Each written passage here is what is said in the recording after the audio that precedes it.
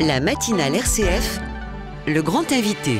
5e journée de mobilisation contre la réforme des retraites et toujours une ambiance mouvementée à l'Assemblée. Cette nuit, le PS a supprimé 90% de ses amendements, la NUPES 1 millier. L'objectif, arriver le plus vite possible à l'article 7 de la réforme. Article qui repousse l'âge légal de départ à la retraite de 62 à 64 ans. Car les débats s'arrêteront demain soir au Palais Bourbon en vertu de l'article 47 alinéa 1 de la Constitution, utilisé par le gouvernement pour limiter dans le temps les débats. Pour en parler, nous recevons ce matin Marie-Charlotte Garin. Bonjour. Bonjour. Vous êtes députée Europe Écologie Les Verts de Lyon. Quel regard portez-vous sur le spectacle du débat démocratique en cours à l'Assemblée ? Je crois qu'il est normal que la question du travail et des retraites passionne, parce qu'on fait face à littéralement deux visions très opposées de la société qui s'affrontent en fait à l'Assemblée nationale. Et donc ça cristallise les débats, les passions.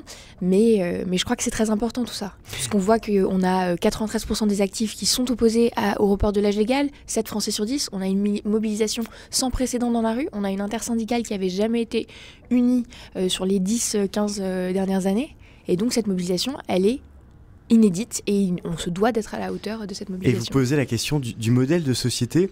Est-ce que justement le débat sur le modèle de société qu'on veut n'est pas devenu un peu inaudible, voire paradoxalement, il est laissé à la rue où les manifestations sont peut-être plus calmes ? Je pense qu'il est audible. On le voit, nous on a abordé hier la question des financements, où on voit qu'on a vraiment un mur entre la droite et la gauche, et dans la droite j'inclus la coalition présidentielle. On voit qu'il y a un sujet.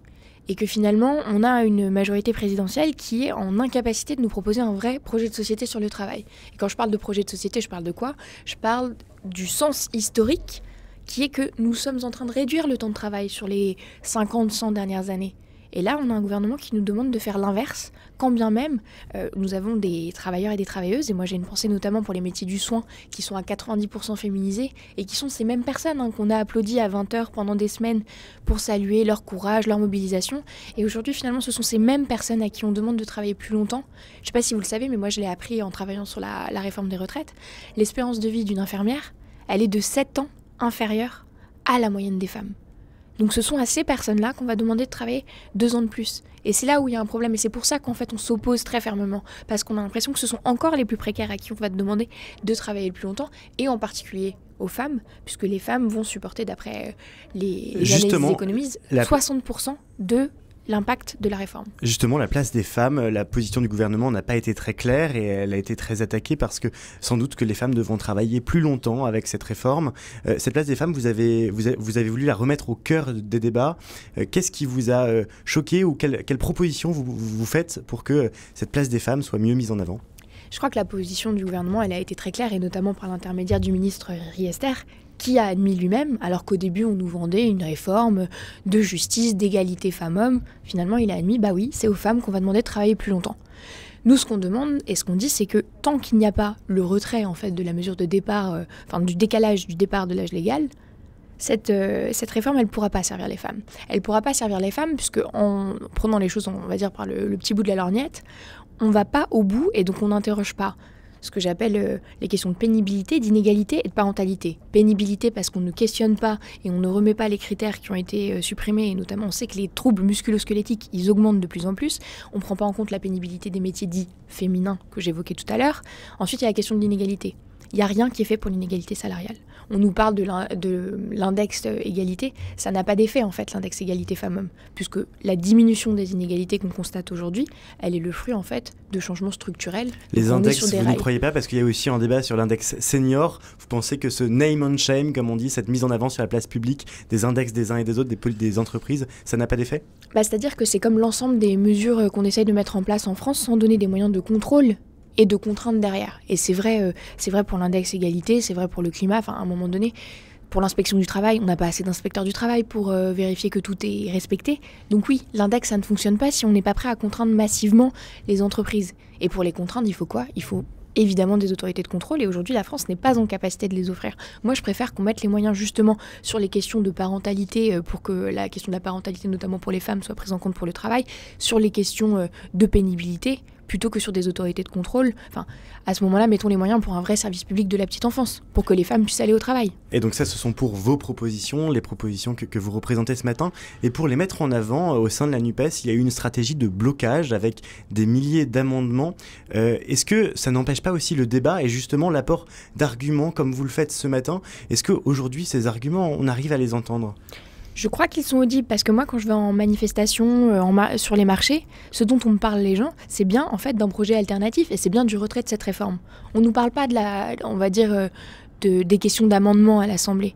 Et puis je le rappelle aussi, c'est que le droit d'amendement individuel de chaque député, il est constitutionnel, il est de droit. On ne peut pas reprocher aux oppositions d'utiliser tous les outils à leur disposition pour s'opposer à cette réforme qu'on trouve injuste, comme la majorité des Français et des Françaises. Et d'ailleurs, toujours sur le plan des moyens législatifs qui sont donnés, il y a cet article 47.1, cet astérisque de la Constitution qu'a mis en avant le gouvernement. Ça a été une provocation ? C'est très intéressant, je trouve, que vous le pointiez du doigt, parce qu'en fait, on se rend compte où est la responsabilité sur la contrainte, en fait, sur ces débats et sur les faits qu'on puisse avancer ou pas dans le débat. C'est bien le gouvernement qui fait le choix d'imposer aux parlementaires un temps contraint, donc l'article 47.1, il contraint le débat. Donc on a 50 jours entre l'Assemblée et le Sénat, et ensuite, pour finaliser le texte, pour ça. Et finalement, qu'est-ce que c'est ça ? C'est la continuité de la brutalité du gouvernement qui brutalise donc le débat parlementaire avec 10 49.3 sur 6 mois de mandat, ce qui est quand même énorme et assez inédit dans notre 5e République, et qui aujourd'hui contraint en plus le débat des retraites, alors quand bien même ça va impacter des millions de Français. Et la question du travail est une question absolument en fait centrale dans notre société, que ce soit pour nos aînés ou pour la plus jeune génération dont je fais partie. Le sens du travail, justement, est-ce que cette réforme aussi est le symbole d'une distinction entre un sens du travail que peuvent avoir une certaine génération qui est en train aujourd'hui de partir à la retraite et la jeune génération? On voit bien que dans l'hémicycle, au-delà des partis politiques, il y a aussi un sujet générationnel. Quel sens du travail aujourd'hui ? Je crois que nous avons toute une nouvelle génération qui arrive sur le marché du travail, qui demande du changement, qui demande à remettre du sens et qui veut savoir pourquoi elle travaille et ce que nous on prône et on défend à gauche. Il s'agit de remettre en fait le travail à sa juste place, donc que le travail ne prenne pas toute la place, mais que le travail soit remis à la juste place. Et on le voit, moi j'étais en rendez-vous avec le directeur régional de Pôle emploi dans la région lyonnaise, qui expliquait qu'aujourd'hui on voit un décalage entre ce que proposent les entreprises et ce que demandent les jeunes, parce que tout simplement ce n'est pas en adéquation. Et moi finalement je crois que c'est avec un peu de colère que je le dis. Je reproche à ce gouvernement d'être en incapacité d'anticiper le travail tel qu'il doit être pour les générations à venir et de finalement être carrément ancré sur une vision extrêmement passéiste du travail. Pourtant, en 1945, sur une vie qui durait à peu près 500 000 heures, on passait 120 000 heures à travailler, et c'est le sociologue Jean Viard qui mettait ça en avant. Aujourd'hui, sur une espérance de vie de 700 000 heures, on travaillait moins, 70 000 heures. Est-ce que ce temps de travail, vous prenez un temps de travail moins important au regard d'autres activités, comme notamment du loisir ? Oui, et c'est ce qu'on disait, c'est que finalement c'est le sens de l'histoire que de travailler moins. Pourquoi ? Parce qu'on gagne en productivité. Et à l'heure de la crise climatique, on ne peut pas se permettre de non plus faire exploser les compteurs de la productivité et du travail. Donc on doit travailler moins, on doit travailler mieux, donc agir justement sur la pénibilité des métiers les plus essentiels, revaloriser les métiers les plus essentiels. Et puis en fait, je crois qu'on parle tout simplement, la retraite, c'est pas des vacances en fait, c'est un droit au repos. C'est le fruit de toute une vie de labeur.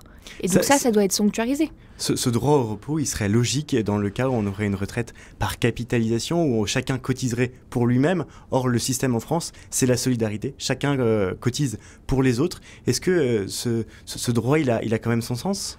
Je ne crois pas que le droit au repos, ça soit contradictoire avec un système de solidarité. On est très fiers de notre modèle en France. Et il faut qu'on le garde et il faut continuer de le défendre. Après, il y a vraiment une question sur, effectivement, comment est-ce qu'on le finance à plus long terme, notamment si on réduit le temps de travail. Moi, je suis pour, par exemple, la semaine de 4 jours. Je suis pour que chacune puisse s'investir dans autre chose que son travail, que ce soit des engagements bénévoles, des associations, s'occuper des petits-enfants.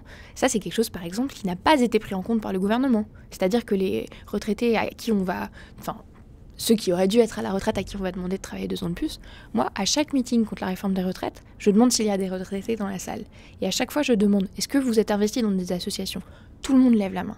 Je demande, est-ce que vous vous occupez de vos petits-enfants ? Tout le monde lève la main.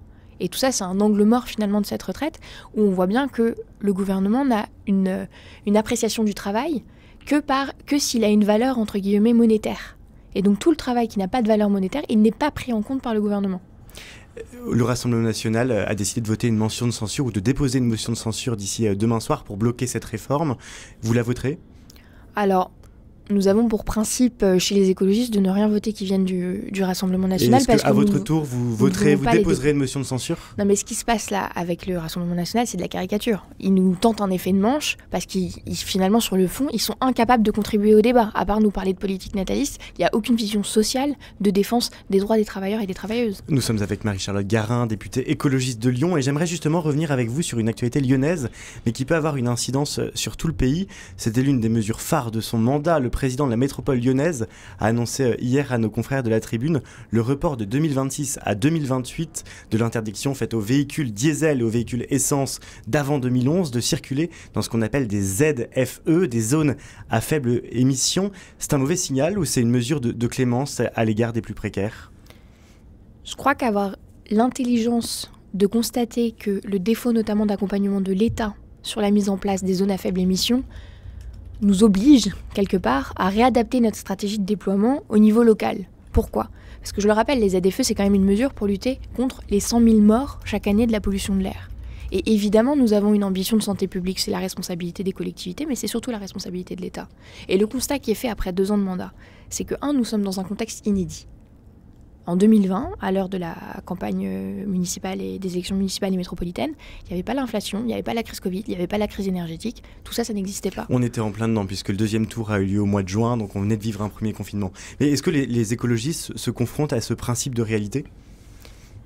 Je pense que être en gouvernance, effectivement, appartenir à des exécutifs, ça nous oblige à arbitrer entre l'urgence climatique ou les urgences de santé publique et la réalité et l'acceptabilité sociale, et le défaut de mise de moyens de la part de l'État. On a vraiment besoin, les collectivités locales ne peuvent pas porter seules le déploiement de politiques de santé publique. Les oppositions dénoncent un petit calcul politique, puisque 2026, c'était les élections municipales, et 2028, ça permettra au président de la métropole lyonnaise d'attendre son prochain mandat potentiel. Est-ce qu'il y a de ça, il y a du calcul politique ? Je crois que si le président Bruno Bernard avait voulu faire un calcul politique, il l'aurait fait plus tôt, et finalement, ce qu'on observe, c'est que les oppositions sont encore finalement dans le vieux monde et les vieilles pratiques politiques de la critique, alors que les écologistes sont sur un renouveau des pratiques qui inclut effectivement le dialogue, donc entendre les gens sur le terrain, puisque nous sommes sur le terrain à chaque fois, et entendre les maires des collectivités locales. Les gens sur le terrain, c'est aussi les plus précaires, parce que ces zones à faible émission, les premières personnes qu'elles touchent, c'est les personnes qui n'ont pas beaucoup de moyens, qui ont des véhicules diesel assez anciens ou des véhicules essence assez anciens qu'elles ne peuvent pas remplacer. Ça, il n'y a pas beaucoup de réponses. Quand on leur interdit la voiture, c'est très dur comme décision. Alors, à l'intérieur des villes, ce ne sont pas les ménages les plus précaires qui ont le plus de voitures. La question, c'est effectivement, ce sont les ménages périurbains qui viennent travailler dans les villes et qui, pour le coup, sont les plus précaires. La question, c'est comment est-ce que, finalement, on va accompagner ces ménages, mais ça passe par quoi ? Ça passe par un investissement massif dans les transports en commun, ça a été fait. La métropole n'a jamais autant investi sur les transports en commun, mais à nouveau a besoin de l'État et de la région qui fait défaut à l'heure actuelle, puisque finalement on a besoin, sur le périurbain, on a évidemment besoin d'un maillage de transports en commun à l'échelle régionale, à l'échelle du Rhône, et à nouveau, les petites collectivités ne peuvent pas tout porter seules. Mais l'accompagnement social, il a été mis en place par la métropole de Lyon. Ce qui doit être fait, c'est qu'il doit être renforcé, de même que la communication, elle doit être renforcée pour accompagner en particulier les ménages les plus précaires. Les zones à faible émission, c'est au niveau national qu'il y en a qui sont en train d'être déployées. Là, le problème se pose aujourd'hui pour Lyon, mais se posera demain pour d'autres villes. Est-ce que ça a du sens encore de dire à court terme, il faut des zones à faible émission ? Et je pense à la région parisienne, à Paris, je pense à des villes comme Rennes ou Strasbourg. Est-ce que ça a du sens encore ? Moi, je ne me vois pas faire défection face à ces 100 000 personnes qui meurent de la pollution de l'air chaque année. On ne peut pas laisser des gens mourir parce qu'on est incapable de prendre en compte les questions de pollution de l'air. Donc on prend toutes les mesures possibles. Maintenant, effectivement, c'est un travail qui doit se faire de manière fine sur le territoire. Et à nouveau, moi j'insiste là-dessus parce que c'est fondamental. C'est coûteux aujourd'hui pour les collectivités parce que l'État n'accompagne pas massivement la bifurcation écologique. Mais l'État a assez d'argent pour le faire ? Mais l'État a assez d'argent pour faire des cadeaux aux entreprises. Donc l'État doit prendre l'argent là où il est pour des questions de politique publique et de santé publique. Merci beaucoup Marie-Charlotte Garin d'avoir été ce matin l'invitée de RCF. Je rappelle que vous êtes députée écologiste et que vous travaillez en ce moment au Parlement sur la réforme des retraites. Merci d'être passé ce matin par le studio de RCF.